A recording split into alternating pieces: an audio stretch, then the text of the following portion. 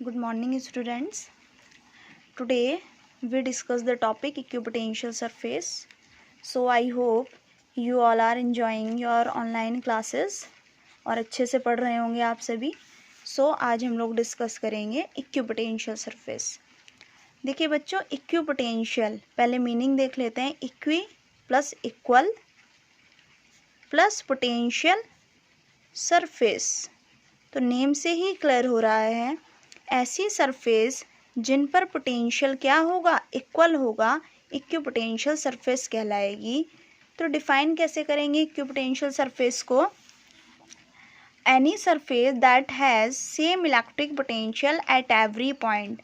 ऐसी सरफेस जिसके हर एक पॉइंट पर पोटेंशियल क्या होगा, सेम होगा, उसको हम क्या कहते हैं, इक्विपोटेंशियल सरफेस कहते हैं.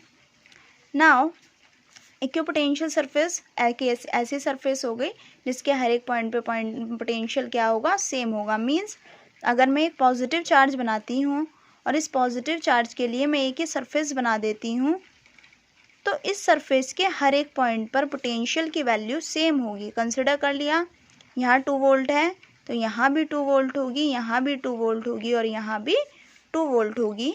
तो this surface is called equipotential surface. Now properties of equipotential surface. Properties जब तक आपको नहीं पता होंगी तब तक आप इक्विपोटेंशियल सरफेस के बारे में नहीं पता कर पाएंगे और ना ही इक्विपोटेंशियल सरफेस आप बना पाएंगे कि कैसे इक्विपोटेंशियल सरफेस हम ड्रॉ करते हैं. So properties of equipotential surface.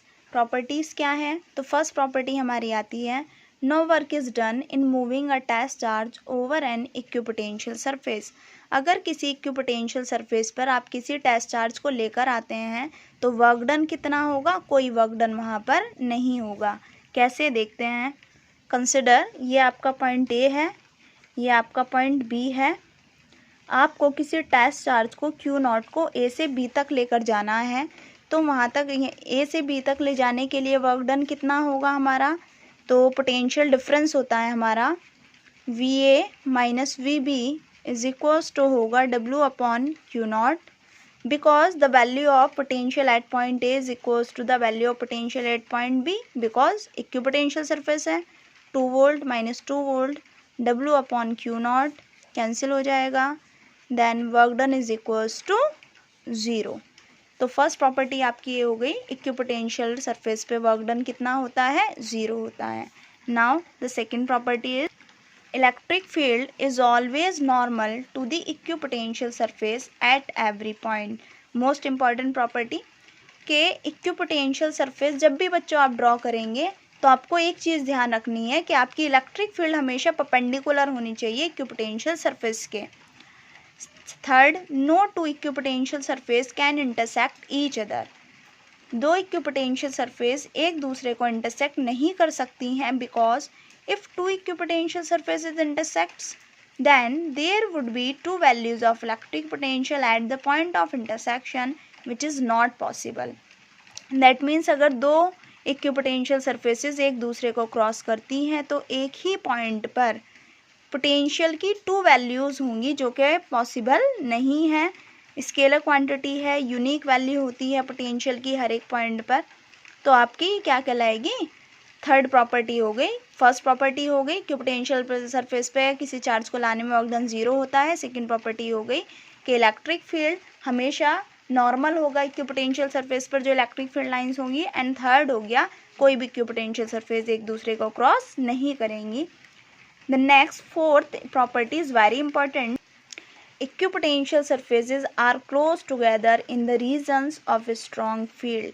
जहाँ पर इलेक्ट्रिक फील्ड बहुत ज़्यादा स्ट्रॉन्ग होगा वहाँ पर इक्विपोटेंशियल सरफेसेस एक दूसरे के पास होंगी. And farther apart in the regions of weak field. और जहाँ पर आपका इलेक्ट्रिक फील्ड स्ट्रेंथ वीक होगी, मतलब इलेक्ट्रिक फील्ड वीक होगा, वहाँ पर आपकी इक्विपोटेंशियल सरफेसेस दूर दूर बनेगी. Okay, let's come on the point. अब आता है how can draw equipotential surfaces. आप इक्विपोटेंशियल सरफेसेस को कैसे ड्रॉ करेंगे, ये इम्पॉर्टेंट है. तो बच्चों सबसे पहले तो देखिए जनरल अगर हम पोटेंशियल देखें तो पोटेंशियल को कहते हैं हम कैपेसिटी टू डू वर्क, काम करने की जो हमारी क्षमता है, कैपेसिटी है, वो हमारा पोटेंशियल कहलाता है।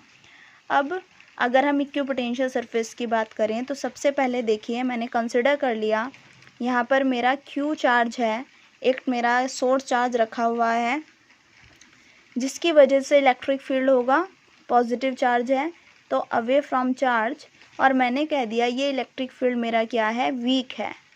ये ध्यान देना बच्चों, दोनों केसेस जो अभी हम बताएंगे इसी से आपके सारे इक्विपोटेंशियल सरफेस क्लियर हो जाएगी। क्या है, वीक फील्ड है यहाँ पर हमारा। अब आप क्या कर रहे हैं, किसी टेस्ट चार्ज को इस वीक फील्ड में लेकर आ रहे हैं, किसी टेस्ट चार्ज को इस वीक फील्ड में लेकर आ रहे हैं।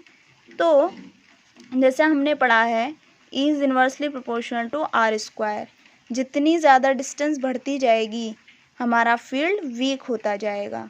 ठीक है, तो माना इस पॉइंट पर मैं चार्ज को लेकर आई और इस पॉइंट पर लाने में मैंने कुछ वर्क किया और वही वर्क मेरा क्या कहलाएगा, पोटेंशियल। मैंने बोला 1 वोल्ट वर्क किया मैंने इस पॉइंट पे लाने में, पोटेंशियल कितना हो गया, 1 वोल्ट। अब बच्चों देखिए जितना हम दूर जाते जाते हैं फील्ड घटती जाती है। जब आप इस चार्ज के पास आएंगे, ठीक है, इस चार्ज के पास आएंगे तो ऑब्वियस है electric field as compared to this point यहाँ पर थोड़ा सा ज़्यादा होगा। ठीक है, तो यहाँ से यहाँ तक लाने में उस चार्ज को work done comparatively this point ज़्यादा करना पड़ेगा। इसका मतलब इस पॉइंट से ज़्यादा पोटेंशियल होगा, 2 वोल्ट। अब क्योंकि फील्ड वीक है, ये ध्यान देना बच्चों, फील्ड वीक है और जब आप टेस्ट चार्ज को इस पॉइंट से इस पॉइंट तक लेकर आएंगे तो आपको उतना ज़्यादा वर्क, इसके कंपेयर में तो वर्क ज़्यादा करना पड़ेगा लेकिन बहुत ज़्यादा वर्क नहीं करना पड़ेगा। तो जो आपकी इक्विपोटेंशियल सरफेसेस होंगी वो कैसी बनेंगी, मतलब आपको दूर ले जाने में वर्क भी कम करना पड़ेगा। तो यहाँ पर जो इक्विपोटेंशियल सरफेस बनेंगी हमारी थोड़ी सी एक दूसरे से दूर दूर बनेंगी, फार्दर बनेंगी। अब आपके माइंड में क्वेश्चन आ रहा होगा कि मैंने ये सर्कुलर ही क्यों बनाई है, क्योंकि बच्चों इक्विपोटेंशियल सरफेसेस हमारी नॉर्मल होती हैं किसके, इलेक्ट्रिक फील्ड लाइंस के। तो देखिए ये इक्विपोटेंशियल सरफेसेस हमारी नॉर्मल है इलेक्ट्रिक फील्ड लाइंस के। अब सेकंड केस, अगर ये आपका क्यू चार्ज है, पॉजिटिव चार्ज है तो ऑब्वियसली इलेक्ट्रिक फील्ड लाइन तो अवे फ्रॉम चार्ज होगी और इसकी वजह से जो फील्ड है वो क्या है, मेरा स्ट्रॉन्ग है, स्ट्रॉन्ग इलेक्ट्रिक फील्ड है। किसी टेस्ट चार्ज क्यू नॉट को मैं इस पॉइंट तक लेकर आई और मान लीजिए क्योंकि स्ट्रॉन्ग फील्ड है तो मुझे रिपल्सन फोर्स के अगेंस्ट लाने में वर्क ज़्यादा करना पड़ेगा क्योंकि फील्ड बहुत ज़्यादा स्ट्रॉन्ग है।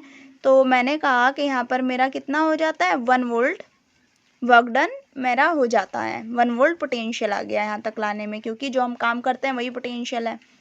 अब जब आप इसको इसके थोड़े से बहुत ज़्यादा क्लोज्ड भी अगर आप लेकर आते हैं, क्योंकि आप चार्ज के पास जा रहे हैं और फील्ड स्ट्रॉन्ग है, पहले से ही स्ट्रॉन्ग है और ज़्यादा स्ट्रॉन्ग होगा, तो आपको बहुत ज़्यादा वर्क डन करना पड़ेगा। इस छोटी सी डिस्टेंस को ट्रैवल करने में भी आपको ज़्यादा एफर्ट लगाना पड़ेगा अगेंस्ट द इलेक्ट्रोस्टैटिक फोर्स और स्ट्रॉन्ग इलेक्ट्रिक फील्ड। तो इस पॉइंट पर मान लीजिए वर्क डन कितना हो जाता है, मेरा कितना हो जाता है, मान लीजिए 1 वोल्ट। इधर ये था, अब ज़्यादा वर्क डन करना पड़ा थोड़ा सा भी लाने में, 3 वोल्ट। अब अगर मैं इक्विपोटेंशियल सरफेस बनाऊंगी तो ये सरफेस बनेगी, you can see in the figure. यहाँ पर जो फील्ड है, जो इक्विपोटेंशियल सरफेस बन रही है थोड़ी दूर दूर बन रही है और यहाँ पर इक्विपोटेंशियल सरफेस बहुत ज़्यादा क्या बन रही है, क्लोज बन रही है। तो आपको याद रखना है अगर फील्ड आपका स्ट्रॉन्ग होगा तो इक्विपोटेंशियल सरफेसेस कैसी बनेंगी, बहुत पास पास बनेंगी, क्योंकि अगर हमारा फील्ड स्ट्रॉन्ग है तो बहुत छोटी सी डिस्टेंस ट्रैवल कराने में भी हमें ज़्यादा वर्क डन करना पड़ेगा। और अगर फील्ड आपका वीक है तो इक्विपोटेंशियल सरफेसेस एक दूसरे से फार्दर बनेंगी, दूर दूर बनेंगी, क्योंकि थोड़ा सा ज़्यादा डिस्टेंस ट्रैवल करने में भी हमें उतना ज़्यादा वर्क डन नहीं करना पड़ेगा। नेक्स्ट, अब हमें ड्रॉ करनी है इक्विपोटेंशियल सरफेस। तो फर्स्ट किसी पॉजिटिव चार्ज के लिए इक्विपोटेंशियल सरफेस ड्रॉ करते हैं। देखिए इलेक्ट्रिक फील्ड लाइंस बताइए पॉजिटिव चार्ज के लिए, अवे फ्रॉम द चार्ज। तो हमने कहा इलेक्ट्रिक फील्ड लाइंस क्या होंगी, अवे फ्रॉम द चार्ज। ये हमारी इलेक्ट्रिक फील्ड लाइंस होंगी हर एक पॉइंट पर। ठीक है, अब यहाँ पर जो हमारी इक्विपोटेंशियल सरफेस बनेंगी कैसे बनेंगी बच्चों, देखो मान लिया एक चार्ज था, टेस्ट चार्ज, मैं इस पॉइंट तक लेकर आ रही हूँ, सबके लिए सिमिलर बन जाएंगी। यहाँ पर लेकर आ रही हूँ तो मुझे कुछ वर्क डन करना पड़ेगा, तो मैंने बोला 1 वोल्ट मुझे वर्क डन करना पड़ता है, तो मेरी इक्विपोटेंशियल सरफेस ये हो गई। अब और इस जगह लेकर आऊँगी, ठीक है, क्योंकि दूर जा रही हूँ तो फील्ड डिक्रीज होता जा रहा है। E is inversely proportional to R square, distance बढ़ेगी तो फील्ड घटेगा, लेकिन जितना मैं चार्ज के पास आती जाऊंगी फील्ड क्या हो जाएगा, स्ट्रांग होता जाएगा। तो यहाँ तो फील्ड लाइंस क्या होंगी, दूर, और जैसे जैसे आप पास आते जाएंगे ये आपकी जो इक्विपोटेंशियल सरफेसेस हैं ये बहुत ज़्यादा क्लोज होती जाएंगी। तो अगर आप इस कंप्लीट बनाएंगे तो आप कुछ ऐसा देखेंगे, हमारी इक्विपोटेंशियल सरफेसेस क्या होंगी, जितना हम पास आते जाएंगे हमारी जो इक्विपोटेंशियल सरफेसेस है वो भी क्लोज होती जाएंगी, और जितना आप दूर जाते जाएंगे इक्विपोटेंशियल सरफेसेस एक दूसरे से दूर होती जाएंगी। यही वाला कंसेप्ट सेम जो अभी बताया। तो यहाँ पर देख सकते हैं आप, ये सारी इक्विपोटेंशियल सरफेसेस होंगी। तो इक्विपोटेंशियल सरफेसेस पॉजिटिव चार्ज के लिए क्या होती है, concentric sphere, similarly negative charge के लिए, और सभी चार्ज के लिए आप इसको ड्रॉ कर लेंगे। इम्पॉर्टेंस ऑफ इक्विपोटेंशियल सरफेस, भाई इक्विपोटेंशियल सरफेस की क्या इंपॉर्टेंस है, तो equipotential surface gives a visual picture of both the direction and the magnitude of electric field in a region of space। Equipotential surface आपको दोनों चीज़ बताती है, किसी पर्टिकुलर पॉइंट पर उसकी डायरेक्शन भी बताती है और उसका मैग्नीट्यूड भी बताती है। मैग्नीट्यूड निकालेंगे कहाँ से, ये रिलेशन हमने पढ़ा था बच्चों, E इज इक्वल्स टू होता है -dV/dr। मतलब अगर आर आपका बढ़ेगा तो इलेक्ट्रिक फील्ड, आर आपका बढ़ेगा तो इलेक्ट्रिक फील्ड घटेगा और पोटेंशियल भी क्या होगा, घटेगा। दैट मीन जिस डायरेक्शन में आपकी इलेक्ट्रिक फील्ड लाइन इंक्रीज हो रही है, ठीक है, उस डायरेक्शन में पोटेंशियल आपका डिक्रीज होता जाएगा। ठीक है, कैसे देखो भाई, यहाँ से यहाँ तक चार्ज में लेकर आए, आपने वर्क डन किया, पोटेंशियल 1 वोल्ट, यहाँ तक कुछ ज़्यादा वर्क डन करना पड़ेगा, मान लो 2 वोल्ट, 3 वोल्ट, 4 वोल्ट, 5 वोल्ट, जितना चार्ज के पास आते जाएंगे फील्ड और ज़्यादा स्ट्रांग होता जाएगा, मतलब ज़्यादा वर्क डन करना पड़ेगा तो पोटेंशियल भी ज़्यादा ही होगा। तो अब आप देखिए फील्ड इधर बढ़ रहा है और इस डायरेक्शन में पोटेंशियल घटता जा रहा है, कितना हो रहा है, 5 4 3 2 1, मतलब E is equals to -dV/dr। जिस डायरेक्शन में मेरा इलेक्ट्रिक फील्ड इंक्रीजिंग होगा, बढ़ रहा होगा, उस डायरेक्शन में मेरा पोटेंशियल घट रहा होगा। नेगेटिव साइन यही बताता है। तो यहाँ से आपको E पता है, V पता है, R पता है, तो आप क्या निकाल देंगे, इलेक्ट्रिक फील्ड का मैग्नीट्यूड भी निकाल सकते हैं, और डायरेक्शन भी आपको पता है कि पोटेंशियल सरफेस पर जो इलेक्ट्रिक फील्ड लाइंस होती हैं क्या होती हैं, नॉर्मल होती हैं। अब अगर 2 प्लेन शीट्स हैं और उनके लिए आपको इक्विपोटेंशियल सरफेस ड्रॉ करनी है, तो देखिए कोई कंडक्टिंग शीट है, तो हमने क्या पढ़ा है, ये देखिए हमारी यूनिफॉर्म इलेक्ट्रिक फील्ड लाइंस हैं। Uniform electric field lines parallel and equidistance, we know very well. So अगर इनके लिए मैं इक्विपोटेंशियल सरफेस ड्रॉ करूं तो इक्विपोटेंशियल सरफेस कैसी बनेंगी बच्चों, कुछ इस तरह से बनेंगी कि वहाँ से ये आपकी फील्ड निकल रही होंगी, ये नॉर्मल होंगी, मतलब परपेंडिकुलर होंगी इसकी, तो ये आपकी क्या बन जाएगी, इक्विपोटेंशियल सरफेस बन जाएगी। किसके लिए, अगर आपकी यूनिफॉर्म इलेक्ट्रिक फील्ड लाइंस होंगी तो कुछ इस तरह से सरफेसेस आपको यहाँ पर बनती दिखाई देंगी। ठीक है, ऐसे अगर मैं देखूँ ये मेरी पाल्म है, ऐसे ये परपेंडिकुलर है तो आपको इलेक्ट्रिक फील्ड लाइंस ऐसे दिखाई देंगी। ठीक है, मतलब इस तरह से प्लेट्स होंगी, इस तरह से ये इलेक्ट्रिक फील्ड लाइंस है जो मार्कर की डायरेक्शन है, और ये आपका क्या है, परपेंडिकुलर है क्योंकि, तो इस तरह से आपके प्लेन्स दिखाई देंगे अगर आपकी क्या है, यूनिफॉर्म इलेक्ट्रिक फील्ड लाइंस है। Our next topic is electric potential energy. What is electric potential energy? Electric potential energy को हम डिफाइन करते हैं, it is the amount of work done in bringing a unit positive charge from infinity to that point in the presence of an external electric field और electrostatic force. किस infinite से किसी charge को किसी point तक लाने में जितना आप वर्क डन करते हैं वो वर्क डन किसके इक्वल होता है, उसकी इक्विपोटेंशियल एनर्जी के इक्वल होता है, Q1। अब कंफ्यूज मत होना बच्चों के इक्विपोटेंशियल, जो आप मैं इलेक्ट्रिक पोटेंशियल एनर्जी कह रही हूँ ये डेफिनेशन और जो आपका पोटेंशियल है वो डेफिनेशन सेम है। तो बच्चों आप देखेंगे जो आप पोटेंशियल लिखते हैं वो आपका पोटेंशियल एनर्जी के फॉर्म में भी आप उसको लिख सकते हैं। अभी इसी से देखेंगे हम, ठीक है। देखिए तो कंसिडर किया Q1 कोई क्या है, मेरा सोर्स चार्ज है जिसकी वजह से जो फोर्स होगा वो रिपल्सिव फोर्स होगा और इलेक्ट्रिक फील्ड की डायरेक्शन भी इधर ही होगी। यहाँ से इनफाइनाइट से किसी टेस्ट चार्ज Q2 को मैं लेकर आ रही हूँ, वो टेस्ट चार्ज है जिसे इनफाइनाइट से ये पॉइंट कह दिया, ए पॉइंट तक लेकर आते हैं, फिर ए से बी पॉइंट तक लेकर आ रहे हैं। तो यहाँ जब इस पॉइंट को लेकर आए तो कुछ वर्क डन क्या होगा, तो इस पॉइंट पे कुछ पोटेंशियल होगा, यहाँ लेकर आएंगे तो इस पॉइंट पर भी कुछ पोटेंशियल होगा। आई होप ये आपको क्लियर हो गया होगा कि जो VB होगा वो ज़्यादा होगा VA से, ठीक है, इक्विपोटेंशियल सरफेस की प्रॉपर्टी से। जिस डायरेक्शन में फील्ड आपका इंक्रीजिंग होगा उस डायरेक्शन में पोटेंशियल आपका डिक्रीज होगा। और वैसे भी जब आप इस पॉइंट से इस पॉइंट तक लेकर आएंगे तो फील्ड पास आने पर बढ़ता जाता है, तो B पॉइंट पर पोटेंशियल ज़्यादा होगा, ठीक है। डिस्टेंस हमने कंसिडर कर ली, इन दोनों चार्ज के बीच की जो डिस्टेंस है O से A तक की वो आपकी R है और A से B तक लाने में स्मॉल डिस्प्लेसमेंट dr है। सो हमें कैलकुलेट क्या करना है, इलेक्ट्रिक पोटेंशियल एनर्जी, और इलेक्ट्रिक पोटेंशियल एनर्जी क्या है, वर्क डन है, तो सिंपली हमें वर्क डन कैलकुलेट करना है। Now force between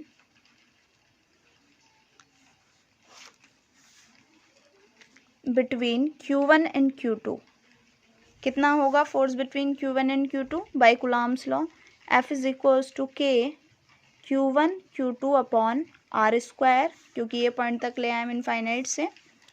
now work done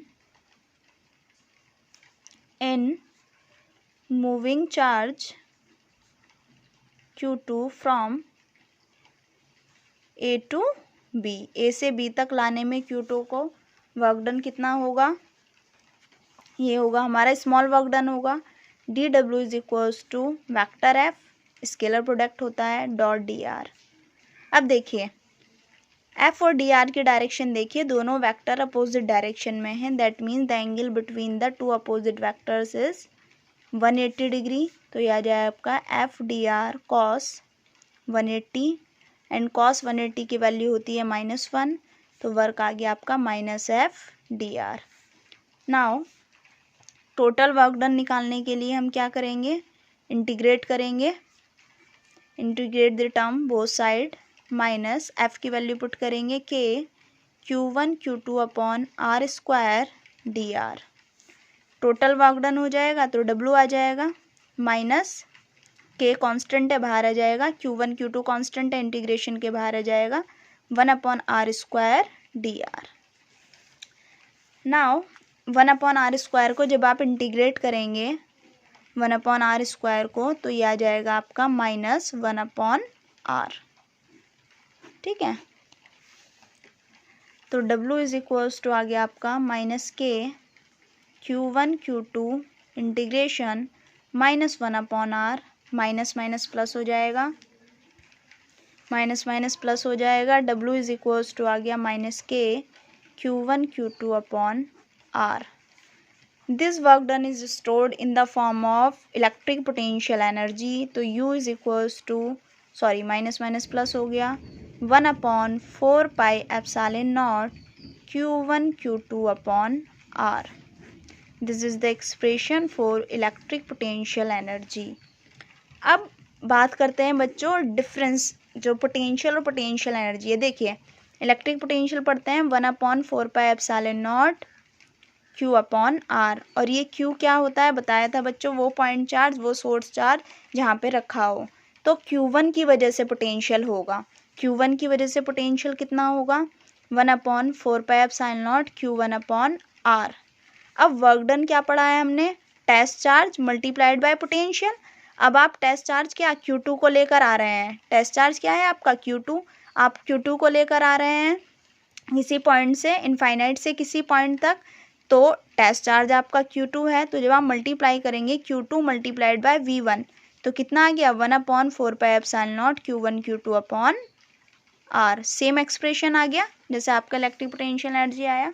तो आपकी इलेक्ट्रिक पोटेंशियल एनर्जी भी वही है, वर्क डन कैलकुलेट कर रहे हैं हम, और electric potential work done per unit test charge. ठीक है, सो हमारा टॉपिक कंप्लीट हो गया। इस पर बेस्ड आपका एग्जाम्पल है, तो बहुत सिंपल सा एग्जाम्पल है, एक स्क्वायर कर है NCERT में, आप सॉल्व करना उसको, इक्विपोटेंशियल एनर्जी पर बेस्ड है और ये बहुत इंपॉर्टेंट टॉपिक है आपका। आई होप ये टॉपिक आपको क्लियर हो गया होगा।